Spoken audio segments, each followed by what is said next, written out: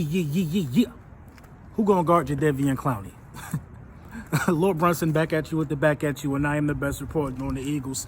Who's going to stand in front of Jadeveon Clowney?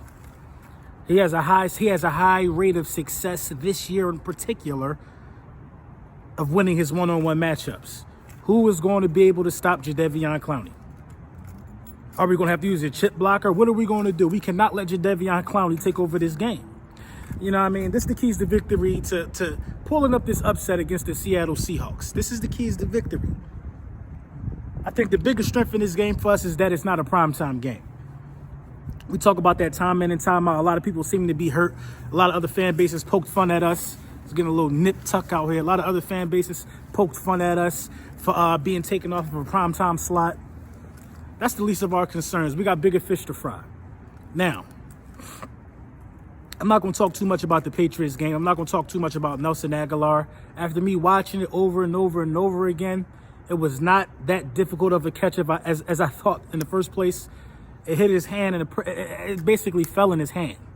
He should have been able to come down with that, man. But now we're on to Seattle.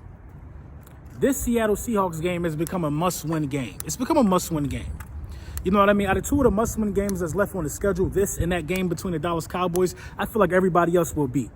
I feel like we'll beat everybody else. I feel like the last two tests on the schedule are the Seattle Seahawks and the Dallas Cowboys. Everybody else is going to fall to us. But it don't mean anything. It don't mean anything if we don't get the job done here. You know what I'm saying? If anybody's going to be at this Philadelphia Eagles and Washington Redskins game in D.C., I will be there 100%. Even Kirsten, I know a lot of you guys know Kirsten. She always pops up in the live chat. I put her on to my plug with the tickets. You know what I mean? Real good seats for the low. I think I'm going to take Bird Gang Sports, man. So Bird Gang, if you're watching this, man, I would like you to come to the game with me, man. It's on me, man. I know you don't live too far from me. Park somewhere by my house and we'll push down there to the game, man, and go see that, man. I think it's December 15th. So let's get that. Let's go see that W, because that's what that's going to be. But the Seattle Seahawks pose a different type of threat. Now the New England Patriots have the best ranked passing defense in the National Football League. A lot of people don't want to give it respect. A lot of people, I mean Dallas Cowboys fans, they don't want to give it respect right now because they feel like that the New England Patriots only played two reputable opponents, that one being the Philadelphia Eagles and one being the Baltimore Ravens. So they go and they got the Cowboys next. I just want to see how the Cowboys do against that stout defense that has Stephon Gilmore in the backfield, McCourtney. There's a lot of guys back there that could play. You know what I mean? And the Seattle Seahawks ain't that. They're not that in the secondary. Sorry to say, but it's a kind of pick your poison week. Now Tom Brady don't got the weapons on the outside right now, like he once did. All he got is Julian Edelman and some running backs. Russell Wilson is mobile with Lockett. You know what I'm saying? With DK Metcalf, who I clamored for, Lockett, DK Metcalf, and a nice running back. So it's a different offensive challenge for us. If I'm the Philadelphia Eagles, I'm not looking to put pressure on Russell Wilson because he's going to roll out of that pressure. He's going to scramble out of that pressure, and he's going to make us pay. I don't think this is a game where you could be heavy on the blitz. We're going to get whacked over the top of the head. I think this is a game to where our cornerbacks are playing the best ball of their career. I think we play this smart.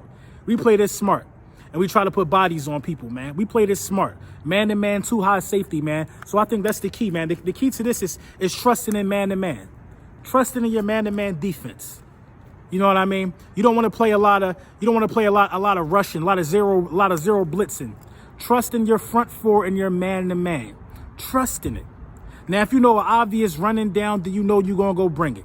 But they're going to try to use our aggressiveness against us, bootleg Russell Wilson out, and look for a wide-open target. We got to play discipline, man. The first key is to trust your man-to-man defense. Hopefully Jordan Howard is back. Hopefully Alshon Jeffrey plays.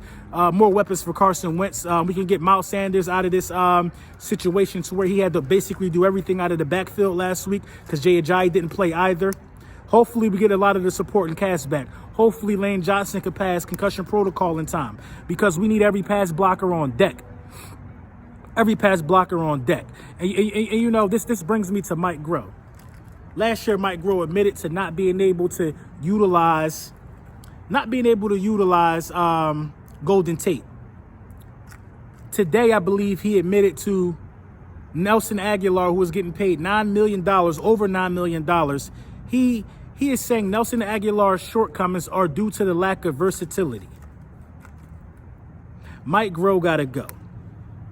Mike Groh got to go. So what are you saying? So if it's due to the lack of versatility, are you saying he could do nothing but run a route? He can't complete a catch? Because I believe that Nelson Aguilar is a great ball carrier. Once he gets the ball in his hands, he makes people miss. So it's on Mike Groh to get that ball to that ball carrier. Point blank, period. It's on Mike Groh to get him the ball. You know what I'm saying? So, you know, everybody want to be making excuses. You can't make no excuse for him dropping the ball. Absolutely you can't. But, you know, let's get back to the keys, man. So the second key would be to get guys in comfortable positions to catch the ball. We have a big problem. We are the worst pass catching team in the NFL. Dead last in a lot of categories. Dead last in a lot of categories. Michael Thomas got more receiving yards than our whole receiving core. Michael Thomas got more receiving yards than the Baltimore Ravens receiving core and the Philadelphia Eagles receiving core. But the Baltimore Ravens are primarily a running team. They making noise running the ball. We ain't making noise running the ball or passing the ball. We have a stagnant offense. We threw the ball 40 times. 40 times against the Patriots. 40 times. So the second key is to get guys in comfortable positions to score. The third key is disciplined football. We can't afford to give these guys any penalty yards. We can't afford to come up short in that area. We just can't afford it. You know what I'm saying? This is a must-win game. I think the game could be won. Some places I looked had us as a favorite. I don't know why. You know, maybe Lockett is hurt. Maybe Lockett ain't playing. Maybe them guys are banged up. I don't know too much of what the Seahawks got going on other than Russell Wilson is playing at an MVP pace, and that's a guy that we need to be worried about. You got to be worried about Russell Wilson. QB spy. Man-to-man defense, QB spy. A really tight, aggressive zone with a QB spy. You have to spy Russell Wilson or he will beat us with his legs. Let me know what you guys think in the comments.